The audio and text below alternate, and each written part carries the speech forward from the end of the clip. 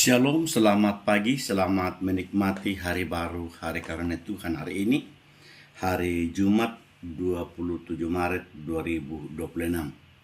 Dari Bukit Sion Makale, saya mengajak ibu bapak, saudara-saudara dan anak-anakku sekalian, semoga dalam keadaan sehat karena rahmat, berkat, lindungan, dan penyertaan Tuhan.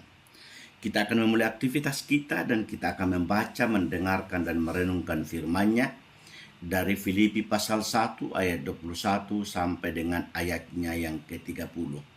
Filipi 1 ayat 21 sampai dengan ayatnya yang ke-30. Namun sebelum kita membaca dan mendengarkan, mari kita minta kekuatan di dalam doa. Kita berdoa. Kami menundukkan kepala, kami merendahkan diri, kami memohon pengampunan, pengasihan, dan penyertaan Tuhan. Ya Bapa, kami akan membaca, mendengarkan, dan merenungkan firman-Mu. Ya Roh Kudus, kuasai kami, agar firman-Mu ini dapat tinggal dan diam di dalam hati kami, agar kami hidup oleh firman-Mu. Bersabdalah Tuhan lewat hamba-Mu, karena kami anak-anak-Mu telah siap mendengarkan. Di dalam Kristus Yesus, kami berdoa dan bermohon kepadamu. Amin. Firman Tuhan dari Filipi pasal 1 ayat 21 sampai dengan ayatnya yang ke-30. Filipi 1 ayat 21 sampai ayatnya yang ke-30. Firman Tuhan demikian. Sesungguhnya bagiku hidup adalah Kristus dan mati adalah keuntungan. Namun jika aku harus hidup di dunia ini, itu berarti bagiku bekerja memberi buah. Jadi mana yang harus kupilih? Aku tidak tahu. Aku didesak dari dua pihak. Aku ingin pergi dan tinggal bersama Kristus. Hal itu memang jauh lebih baik. Namun lebih perlu tinggal di dunia ini karena kamu. Dengan yakin aku tahu tentang hal ini. Aku akan tinggal dan akan bersama lagi dengan kamu sekalian, supaya kamu makin maju dan bersukacita dalam iman, sehingga kemegahanmu dalam Kristus Yesus makin bertambah karena aku, apabila aku kembali kepada kamu. Hanya hendaklah hidupmu berpadanan dengan Injil Kristus, supaya apabila aku datang, aku melihat, dan apabila aku tidak datang, aku mendengar bahwa kamu teguh berdiri dalam satu roh dan sehati sejiwa berjuang untuk iman yang timbul dari Injil, tanpa digentarkan sedikit pun oleh lawan-lawanmu. Bagi mereka semuanya itu adalah tanda kebinasaan, tetapi bagi kamu tanda keselamatan. Dan itu datangnya dari Allah. Sebab kepada kamu dikaruniakan bukan saja untuk percaya kepada Kristus, melainkan juga untuk menderita bagi Dia, dalam pergumulan yang sama seperti yang dahulu kamu lihat padaku, dan yang sekarang kamu dengar tentang aku. Ibu bapak, saudara-saudara, dan anak-anakku sekalian yang dikasihi di dalam Kristus Yesus. Firman yang telah kita baca, kita dengarkan hari ini dari Filipi pasal 1 ayat 21 sampai 30, saya memberikan tema hidup adalah untuk Kristus. Hidup adalah untuk Kristus. Saudara-saudara, setiap orang pasti memiliki tujuan hidup. Untuk apa ia hidup? Ada yang hidup untuk mencari kekayaan. Ada yang hidup untuk mencari kehormatan.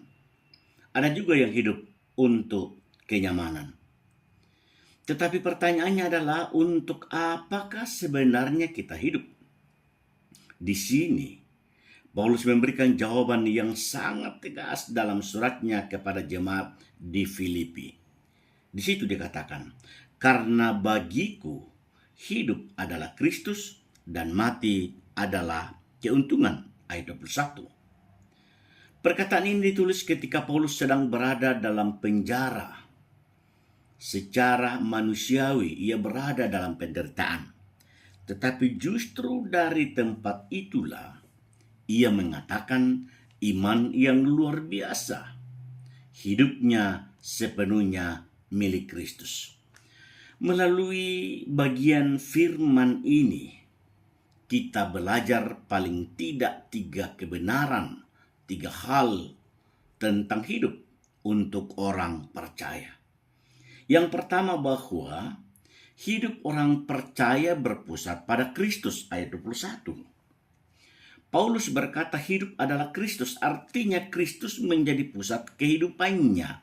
Tujuan hidupnya adalah melayani Kristus. Pekerjaan hidupnya adalah memberitakan Kristus. Sukacita dalam hidupnya adalah mengenal Kristus. Jadi bagi Paulus hidup bukan lagi tentang dirinya sendiri, tetapi semua yang ia kerjakan, semua yang ia lakukan adalah diarahkan sepenuhnya kepada Kristus. Banyak orang hidup dengan pusat yang berbeda.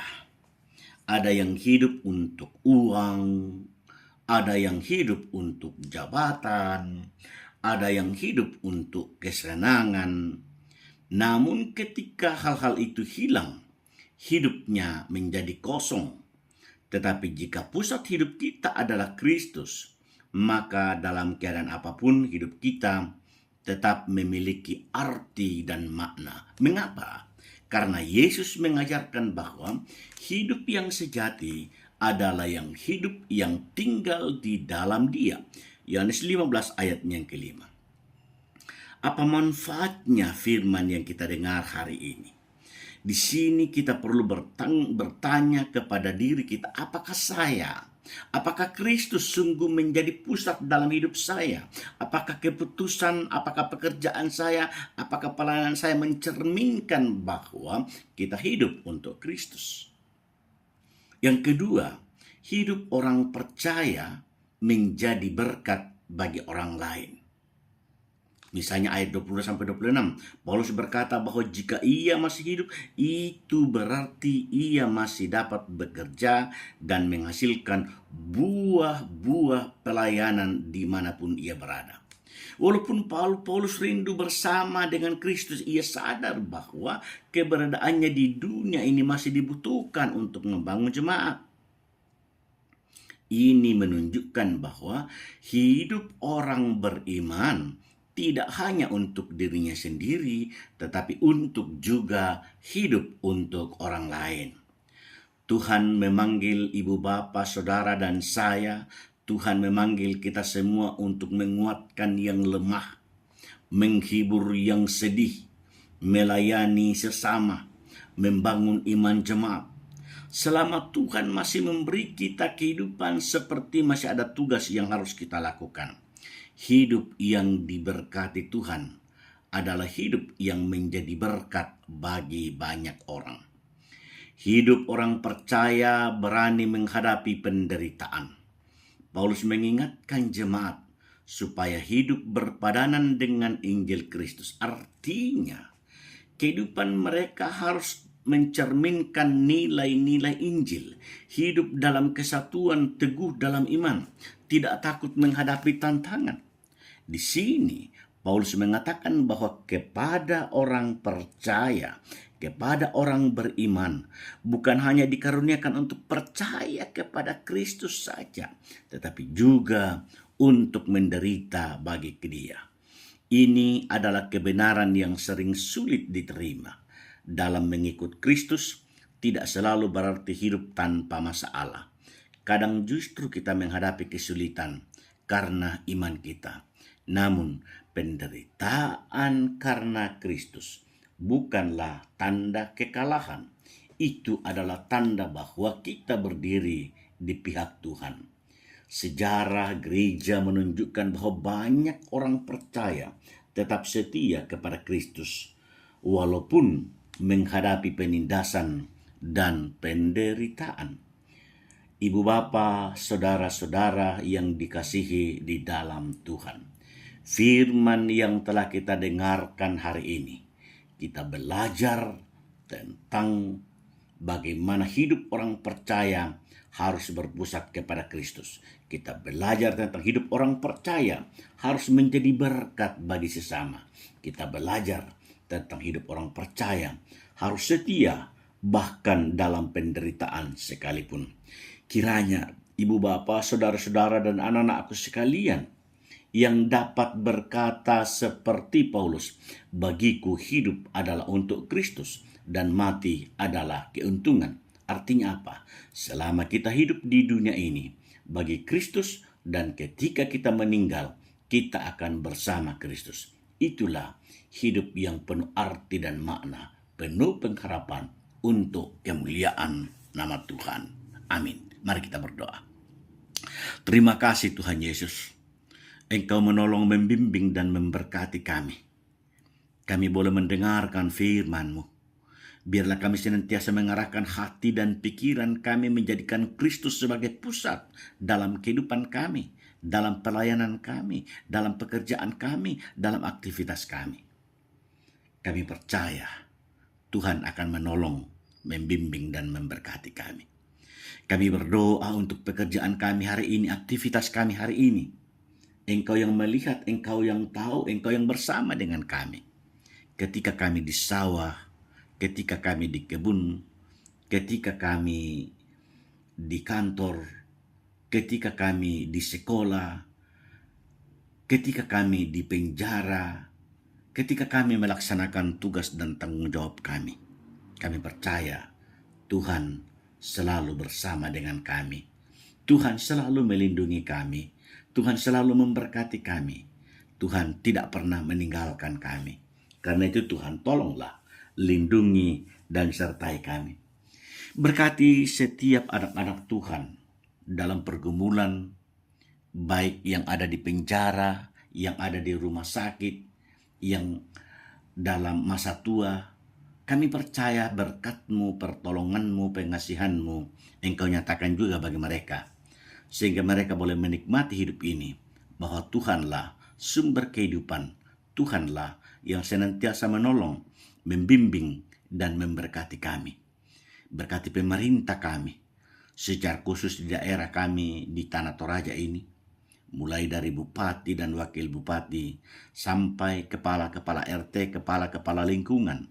Tuhan memakai mereka menjadi saluran berkat-Mu bagi kami, agar mereka mengatur dan menata daerah kami, agar hidup kami, hidup yang penuh dengan kemuliaan bagi nama Tuhan. Dengarkanlah doa kami, dengarkanlah permohonan kami. Ampunkanlah salah dan dosa kami Tuhan, karena kami berdoa, kami bermohon, kami meminta, di dalam Kristus kami berdoa. Amin. Pada moto semangat, puang pasake kami masolanasang.